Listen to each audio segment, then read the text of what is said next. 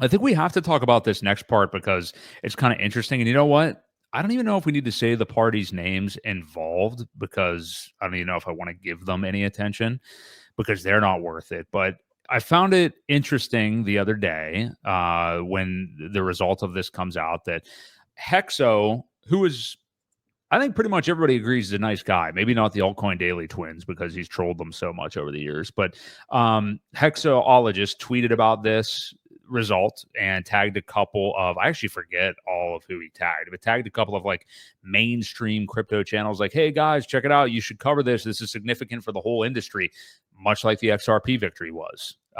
Because, you know, you and I have never invested in XRP or cared about Ripple or really agree with a lot of anything that they do at all, but both agree that them beating the SEC was great objectively. But some people can't do that when it comes to the Richard Hart angle of things. But yeah, so he tagged a couple of people, and I guess in general, who cares? It's Wendy O is who I'm talking about. But there's some other people. I don't know why I'm avoiding it. I just don't want to give her the attention. But the thing is, like, I understand like some people being frustrated by like certain communities in crypto. And I understand if they've had experiences before with people from Hex that were like overly dramatic and stuff like that or whatever. But in my opinion, like if you believe that you should make a sweeping generalization about a group of people, it sounds kind of like well, I'm not going to go there. But it just I think it's a short-sighted view to make a sweeping generalization about any group of people. That's just my opinion. But the other interesting thing is I think that individual, I mean, they were kind of caught you know, mucking it up in the comments with some people too, kind of going back and forth and stuff like that and being overly critical, even when like nice people were trying to talk to them. So yeah, I don't really understand it. But why do you think there's a hesitance? And I'm not talking about like what's that, the British guy, Coin Bureau. That dude is obviously paid by all the people. I mean, he's said it on air before. I mean, like he's Right. you know paid off by Solana, it had FTX sponsorships, all kinds of stuff like that. They all do, man. Yeah, exactly. I They was all just do. pointing him out. Like he's somebody who would obviously never cover anything to do with Richard Right. Hart, but at Right. least like you know, BitBoy, Wendy O, some of those people like would occasionally maybe say something.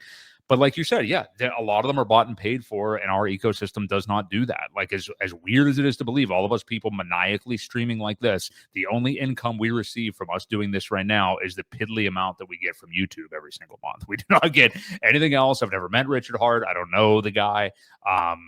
It's just so funny when people call you out like, "Oh, you guys probably been paid or whatever." It's like, dude, if you had any idea how fucked I've been for the last few years, Right. but yeah, just I don't give a shit if she covers it or not. And I know we have people out there like Corey Costa, who's a great dude who tries to, you know, make bridges with some of these people and stuff like that. But some of them, I'm just really not interested. I mean, if they're going to have that kind of attitude and generalize people, I was going to cover it, but not now with some of the. No, you weren't. You weren't going to cover it anyway. You know, Right. that's what my Right. opinion is. So it doesn't matter to me. I mean, this is bigger than anything to do with Wendy O, Right. honestly. So yeah. Well, and you know, maybe she would have covered it. She probably didn't want to. Her sponsors probably didn't want her to. You know, they're all. It's funny. I forget who brought it up. Somebody brought it up that all of these news people put out the article at roughly exactly the same time. Right. So we know they're all working together. We know they're all probably owned by the same people, the same cabal, whatever it is. And the influencers, the big ones, they get paid to talk about it. Now, I'll defend Ivan. Ivan on Tech has Oh been yeah, I agree. a proponent of Richard and friends. I think they're friends, you know, for quite some time. He talks about us all the time. But some of the bigger ones, like the Crypto Ran and Wendy and you know, BitBoy did bring him up at one point, you know, but again, these people are paid shills, right? They get Yeah. paid to talk about coins, and they get pretty much told not to talk about other things. They don't want Richard to succeed. It's pretty simple. And you know, we've been the underdog for 5-6 years now. because he does not play their games. He won't give them money. He won't pay to be listed somewhere. He won't pay to be talked about. Not going to give them coin allocations. If they want it, they've got to buy it. And people don't like that. From the time he switched as a Bitcoin maxi to say, well, Ethereum is really not that bad, and Bitcoin now kind of really sucks.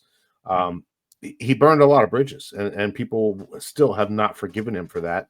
And that's why we've been gatekept and mistreated, and our true statistics, have been hidden from CoinMarketCap. And I could go on and on with all these things that have happened along the way, but that's why. So, it's been rough, and who cares what the influencers say?